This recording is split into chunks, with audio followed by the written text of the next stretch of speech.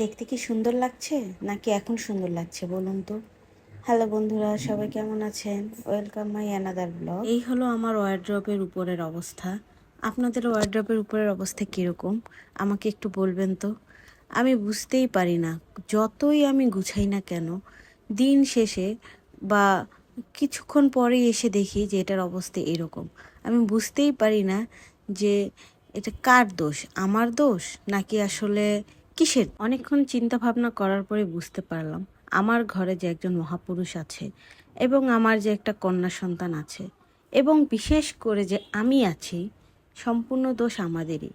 কারণ হচ্ছে এই যে গুছিয়ে রাখবো, তারপরে যখন বাহিরে যাব বাহির থেকে এসে এখানে রাখবো, যখন যেটা হাতের সামনে আসবে তখনই সেটা রাখবো।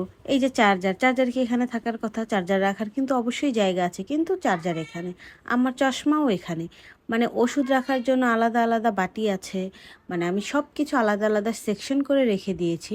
কিন্তু তারপরও কেন জানি দিন শেষে কোনোটাই জায়গা মতো রাখা হয় না। সব কিছু এক জায়গায় এনে বস্তা ভরে, মানে কি বলবো, রেখে দিই।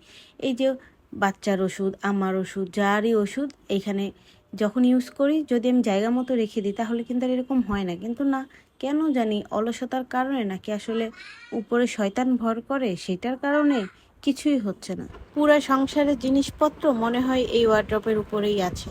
তো কি আর করার, আবার কষ্ট করে গুছাচ্ছি, জানি না কতক্ষণ এটা থাকবে সুন্দর মতো। তো যাই হোক, আপনাদের ওয়ার্ড্রপের অবস্থা কীরকম থাকে, সবসময় কি নিট অ্যান্ড ক্লিন থাকে কিনা অবশ্যই জানাবেন। আমিও চেষ্টা করব পরিষ্কার পরিচ্ছন্ন রাখার, কিন্তু কতক্ষণ আসলে থাকবে সেটাও জানি না। কারণ হচ্ছে যে আমাদের প্রয়োজনীয় অপ্রয়োজনীয় সব জিনিসই এখানে থাকে। তো কোথাও যদি কোনো কিছু খুঁজে না পাওয়া যায়, এখানে আসলে অবশ্যই খুঁজে পাওয়া যাবে। তো সেই অনেক সময় অতিবাহিত করে আমি হচ্ছে যে এই জিনিসগুলো ঠিক করেছি।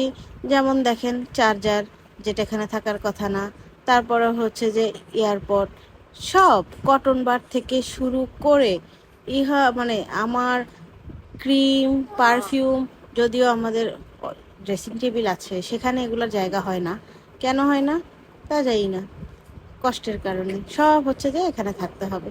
সো কি আর করার, থাকুক, এখানেই থাকুক, যেহেতু ওদের এখানেই থাকতে ভালো লাগে, সো এখানেই আমি গুছিয়ে রাখলাম। তো হচ্ছে যে সবাই ভালো থাকবেন। ধৈর্য ধরে ভিডিওটি দেখার জন্য অনেক ধন্যবাদ। আর বাহিরে এত ধুলাবালি কেন বুঝি না, এত উপরে থাকি তারপরও এত ধুলাবালি যে কোথা থেকে আসে, যতই পরিষ্কার করি তারপর আবার সাদা হয়ে যায়। খালা এসে কাজ করে, তাতেও কোনো লাভ হয় না। যাই হোক, অনেক কথা বলে ফেললাম। সবাই ভালো থাকবেন। ভিডিওটি ভালো লাগলে অবশ্যই একটা লাইক, কমেন্ট, শেয়ার করে দিবেন। এখন দেখতে কতটা সুন্দর লাগতেছে, চোখেরও একটা শান্তি, মনেরও শান্তি। Bye bye.